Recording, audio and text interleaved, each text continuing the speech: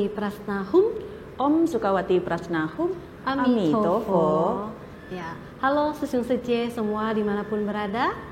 Saat ini selamat berjumpa dengan saya Sece Vina, dan saat ini telah hadir Mahaguru di sini bersama kita, Mahaguru Sukawati Prasna. Amitofo Mahaguru. Amitofo Sece Vina. Ya, Susung Sece, kita langsung saja ya untuk berbincang-bincang dengan Mahaguru. Ya, Mahaguru, seperti yang kita ketahui, Buddha Sakyamuni merupakan Buddha Agung atau Sang Tathagata. Nah, bulan ini, bulan Mei, Vihara Sukawati Prasna hendak menyelenggarakan 2 acara besar. Ya, betul sekali. Ya, yang pertama adalah memperingati Hari Trisuci Waisak 2568 Buddhist Era yang akan dilaksanakan pada hari Kamis 23 Mei 2024 dengan tema Kesadaran Keberagaman Jalan Hidup Luhur, Harmonis dan Bahagia. Betul. Nah, upacara besar yang kedua adalah Apihoma Buddha Sakyamuni yang akan dilaksanakan pada tanggal 26 Mei 2024 hari Minggu jam 1 siang dengan tema Mustika Emas Kekayaan dan Kemakmuran Buddha Sakyamuni. Ya, betul. Pertama mungkin kita akan berbincang mengenai perayaan upacara pertama, yaitu peringatan Trisuci Waisak. Kira-kira apa saja yang akan dilaksanakan pada peringatan Hari Trisuci Waisak ini, Mahaguru? Silakan Mahaguru bisa menjelaskan kepada kami. Baik, terima kasih Sece Vina. Kepada semua Susung Sece umat sedharma dimanapun berada, pada saat hari ini kami berdua hendak memberikan penjelasan mengenai acara Trisuci Waisak di tahun ini dan juga upacara Apihoma yang akan diselenggarakan di Wihara Sukawati Prasna di bulan Mei ini. Baik, Sece Vina, Adinata upacara Trisuci Waisak dan juga upacara Apihoma ini sama ya, yaitu Buddha Sakyamuni ya.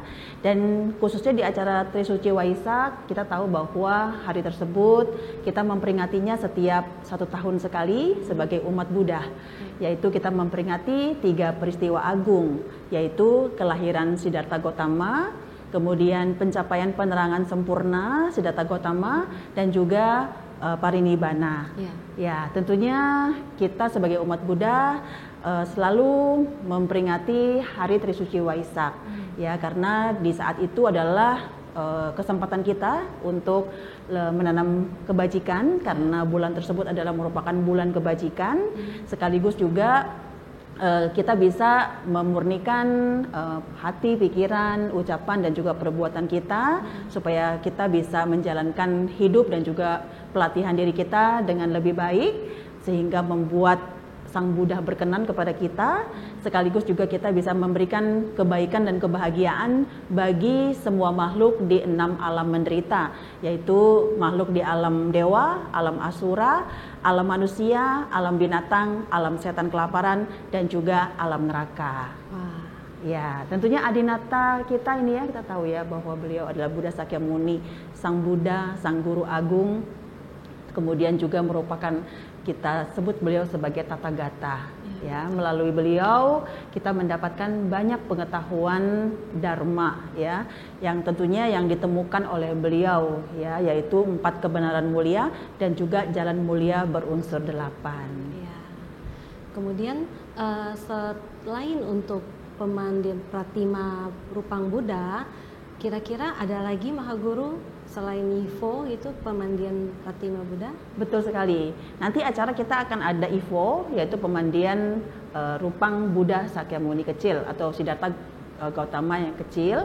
Kemudian ada acara Sankung, memberikan persembahan kepada para Buddha, yaitu kita memberikan persembahan berupa bisa buah, ya, kemudian pelita, bisa parfum, kemudian bisa dupa, ya kan?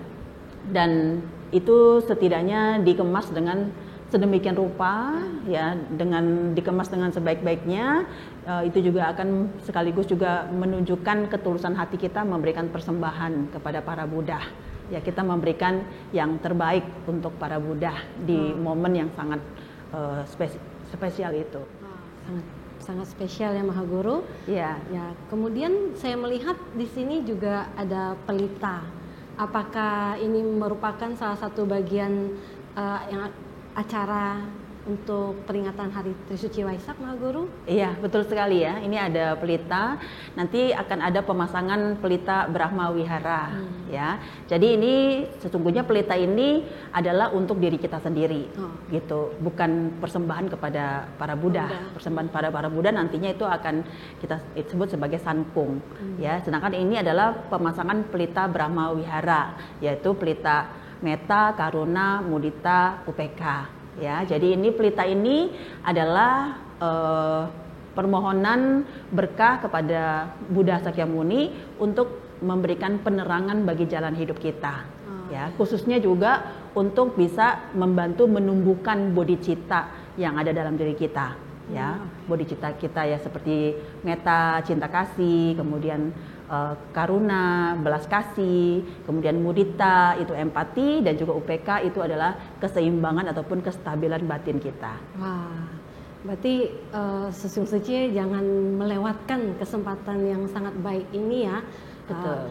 Berarti bisa disimpulkan bahwa peringatan Trisuci Waisak nanti kita akan melaksanakan prosesi Yifo, ya, pemandian Pratima Buddha. Yang kedua adalah pemasangan pelita Brahma Wihara, dan ketiga adalah persembahan sankung. Ya, di mana persembahan sankung nanti bermacam-macam, kita akan membagikannya di dalam grup, dan Susung Suci bisa melihatnya jenis-jenis persembahan yang bisa diberikan. Nah, yang terakhir adalah Abhiseka, Sadhana, dan penjapan mantra Buddha Sakyamuni.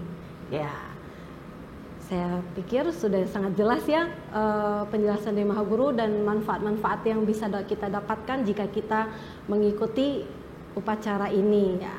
Makanya saya ingatkan lagi, sesuatu jangan lupa kita akan melaksanakan, mengikuti dan berpartisipasi dalam perayaan Trisuci Waisak pada hari Kamis tanggal 23 Mei 2024 jam 1 siang di Vihara Sukawati Prasna. Ya, betul.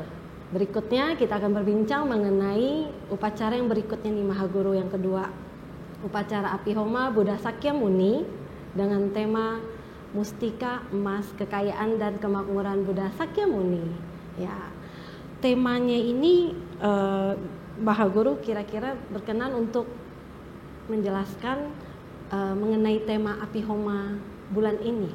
Iya, tema bulan ini itu adalah Mustika Emas Kekayaan dan Kemakmuran, ya, yang dianugerahkan oleh Buddha Sakyamuni kepada kita, ya, merupakan salah satu bentuk kewelas asian beliau terhadap banyak insan, ya, yang mungkin masih mengalami yang namanya ketidakseimbangan dalam finansial, kemudian juga mengalami kekurangan di dalam hal duniawinya, gitu ya. Nah, berkah yang diberikan oleh Buddha Sakyamuni ini juga merupakan salah satu bentuk kasih sayang, ya, cinta kasih, gitu ya, dari Sang Buddha kepada kita, ya. Dan kita mungkin juga berpikir bahwa Buddha mana mungkin memberikan kita satu berkah untuk hal duniawi, gitu ya. Jadi kalau Buddha itu kan pasti mengarahkan kita untuk mencapai pembebasan, ataupun juga untuk bisa membantu kita keluar dari lingkaran tumibal lahir, ya, dengan metode yang beliau temukan, yaitu tentang 4 kebenaran mulia dan juga jalan mulia berunsur 8. Jadi beliau mengajarkan kita harus menghadapi segala realita, gitu, apa adanya, ya. Dari situ kita bisa belajar tentang ya adanya duka itu, gitu ya. Nah, dari hal duka ataupun penderitaan itu kita akan bisa mendapatkan banyak pelajaran, pengetahuan, bagaimana untuk bisa melenyapkan penderitaan kita, ya kan, bagaimana kita supaya menemukan cara untuk bisa keluar dari penderitaan kita, sampai akhirnya kita benar-benar bisa keluar dari penderitaan dan juga mencapai kebahagiaan. Itu ajaran Buddha Sakyamuni, ya. Nah, kok ini mustika emas kekayaan dan kemakmuran, ya. Jadi Sang Buddha sendiri pun juga berusaha untuk membantu dan juga menolong insan, di samping menyelamatkan insan keluar dari penderitaan mereka, ya, dari lingkaran tumimba lahir alam samsara itu gitu. Tapi juga membantu insan untuk bisa mengatasi permasalahan duniawi mereka juga. Cuman memang kebanyakan bukan beliau yang menangani hal itu, ya. Mungkin beliau memberikan cara, ya, seperti mungkin beliau memberikan mantra, ya, ataupun sutra yang perlu untuk dijapa, ya, oleh insan tersebut yang membutuhkan untuk hal duniawinya. Kemudian dengan menjapa mantra ataupun sutra tersebut, maka mereka tuh akan bisa pelan-pelan keluar dari kesulitan finansial gitu. Seperti contohnya ketika ada insan yang bernama Suchandra, seorang insan yang sangat miskin, kemudian dia mengharapkan bisa mendapatkan kekayaan. Kemudian di samping mendapat kekayaan itu, dia pun juga mempunyai niat yang sangat besar untuk bisa mengamalkannya juga gitu. Nah, dari situ Buddha Sakyamuni memberikan Suchandra mantra, ya, salah satu itu mantra dari Bodhisattva Wasudara. Ya, itu adalah bodhisattva yang memberkahi kekayaan dan juga material untuk finansial insan gitu. Nah, setelah menjapa mantra tersebut, maka Suchandra pun juga bisa mendapatkan kekayaan itu gitu melalui, ya, penjapaan mantranya, usahanya gitu, ya. Kemudian juga dia juga mengamalkan gitu kan berkah yang dia terima gitu dari Buddha Sakyamuni gitu. Karena banyak sekali manifestasi dari Sang Buddha gitu, ya, untuk menolong insan yang di luar dari jalur penyelamatan ataupun pemutusan lingkaran tumimba lahir. Karena permasalahan manusia itu kan sangat kompleks. Betul. Banyak sekali gitu, ya. Bagaimana mereka bisa tenang dalam melatih diri, ya, di saat sedang mengalami permasalahan duniawi mereka pun juga akan mengalami kesulitan untuk memasuki yang namanya samadhi. Ya. Betul. Kalau nggak bisa masuk samadhi, bagaimana mereka bisa mencapai kesadaran sejati? Bagaimana mereka bisa mencapai yang namanya kebijaksanaan? Ya, apalagi yang namanya pencerahan sempurna itu kan gitu. Ya, paling tidak Sang Buddha pun juga memikirkan akan hal itu gitu. Ya, seperti adanya manifestasi ucusma, ya kan, untuk mengatasi kilesa, loba dosa moha, ya kan. Kemudian ada Kalacakra Widya Raja, ya, yang membantu untuk mengatasi gangguan-gangguan gaib seperti itu. Begitu besar ulas asih Sang Keulas Buddha. asihan Sang Buddha itu sangat besar dan sangat luas, ya, seluas angkasa dan juga sedalam samudera, ya. Nah, kemudian tema mustika emas itu sendiri adalah, mustikanya itu adalah berbentuk ini sitrin quartz. Ya, ini adalah sitrin quartz, ya. Ya. Batu mulia, ataupun satu batu kristal yang berwarna kuning keemasan, ya. Ada juga warna oranye, tapi kebetulan kita diarahkannya untuk warna kuning keemasan, gitu. Petunjuknya demikian. Jadi batu kristal sitrin ini adalah memiliki manfaat untuk bisa meningkatkan, ya, energi positif, baik dalam diri kita maupun di dalam lingkungan, ya, kita, area-area tempat-tempat kita yang sangat vital, seperti itu, ya, rumah kita, ruang kerja kita, ruang kantor, ruang usaha kita, gitu, ya. Kemudian selain untuk diletakkan pada ruangan-ruangan Mahaguru setelah diberkati oleh Adinata, apakah mustika sitrin quartz ini bisa digunakan untuk perhiasan gitu, seperti dirangkai untuk menjadi cincin, liontin atau gelang seperti itu Mahaguru? Nah, itu tadi, ya.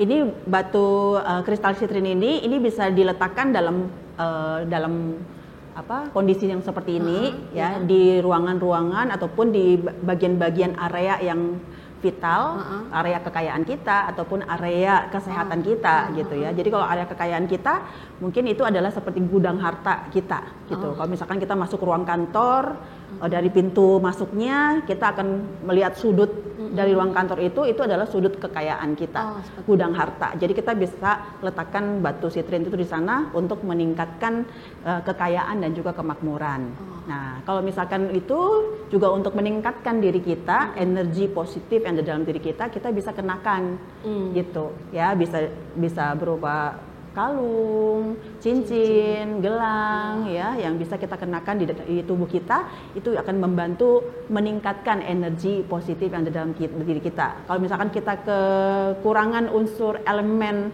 tanah misalkan, kita mungkin nggak punya elemen tanah dalam diri kita. Nah, itu kita bisa memunculkan dan juga meningkatkan energi unsur tanah itu. Gitu.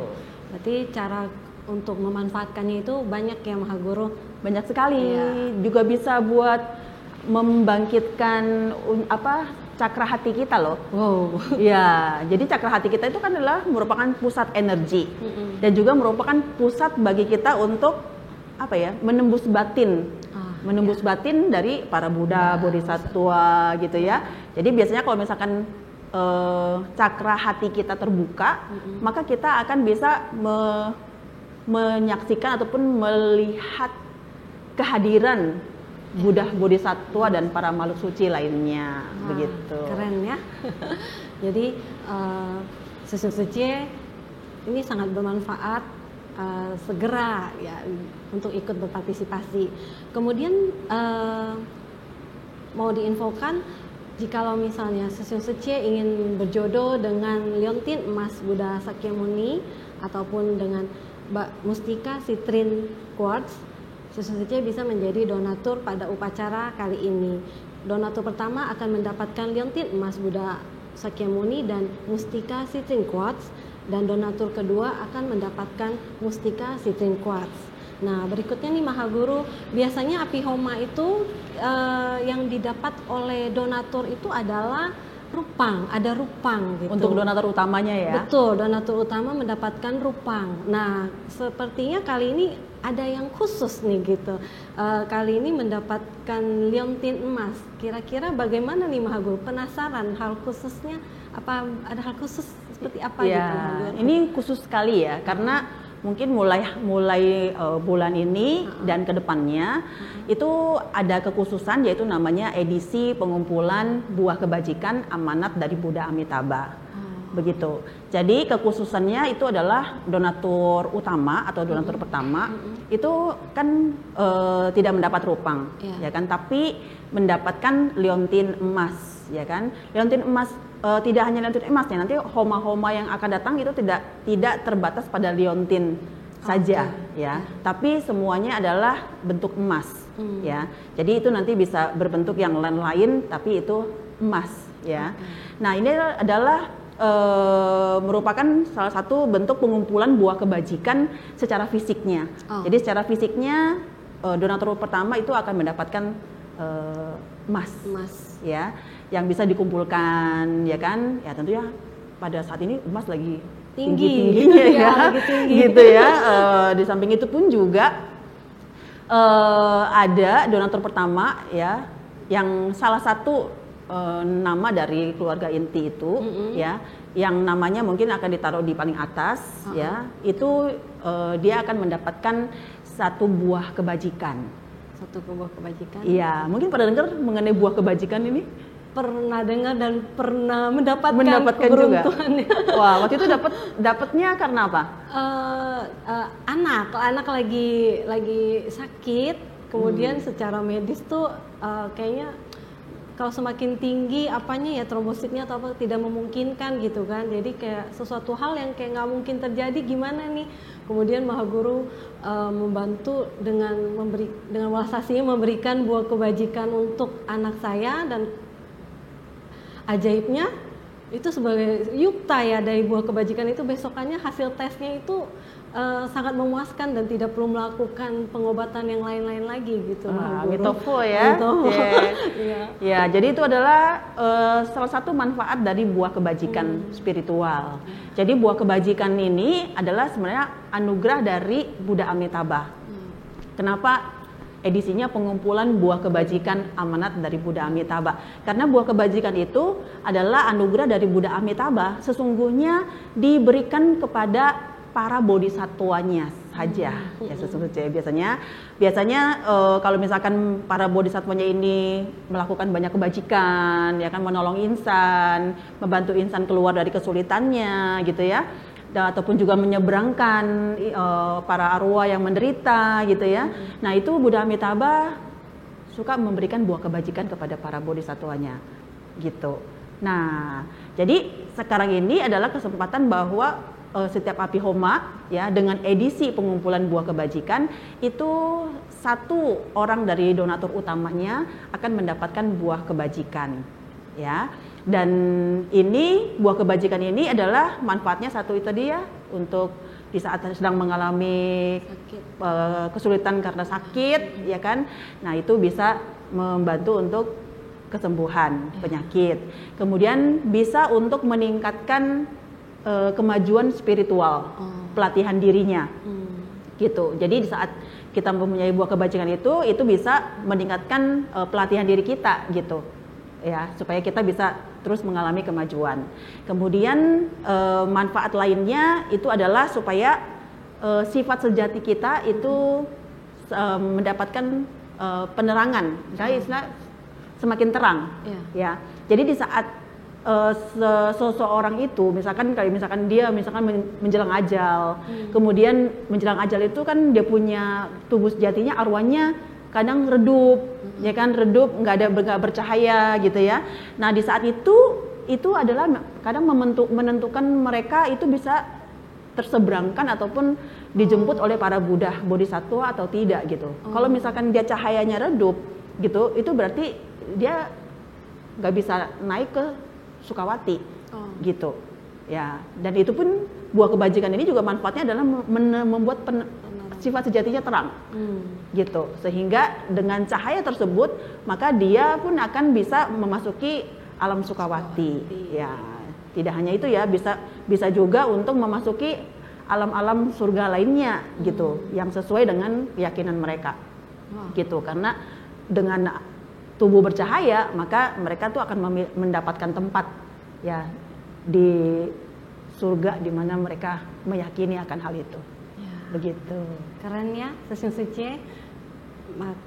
Jangan lupa, semoga nanti Session Suci yang ingin berjodoh silakan menjadi donatur pada upacara kali ini. Kemudian saya mau bertanya sedikit Mahaguru, ini ada perbedaan warna ya. Ini ada warna emasnya dan warna emas putih ya. Betul. Nah, itu nggak masalah ya Mahaguru? Tidak masalah. Bentuknya sama-sama liontin, cuman memang ini ada yang emas putih dan juga emas yang kuning gitu. Ya. Nanti untuk donatur utama itu nanti akan bisa kita undi ya kan, siapa yang berjodoh untuk emas kuning dan emas putihnya gitu. Ya, jadi nggak usah ini ya, karena memang kualitasnya tetap sama. Ya, tetap emas. Yang penting tetap emas. Ya, dan berkahnya itu ya Mahaguru. Iya, dan ini pun sama, dia punya, ini sama-sama Buddha Sakyamuni dengan bentuk yang sama pula. Ya, Session Suci yang ingin menjadi donatur, untuk informasi dan pendaftaran dapat menghubungi Suci Yang Manin, di mana nomornya akan ditampilkan di akhir video. Selain itu juga terdapat pengisian limpai dan kayu homa untuk upacara-upacara ini. Nah, tidak lupa mengingatkan satu hal lagi untuk detik Waisak.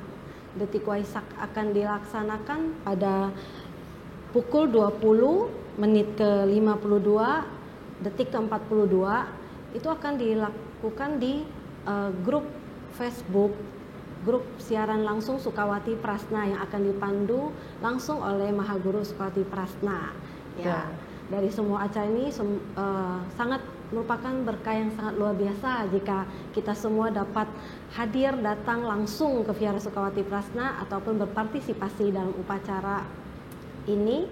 Ya, demikian penjelasan dari upacara besar ini, semoga bermanfaat untuk Session Suci semua. Om Sukawati Prasna Hum. Om Sukawati Prasna Hum. Amitofo.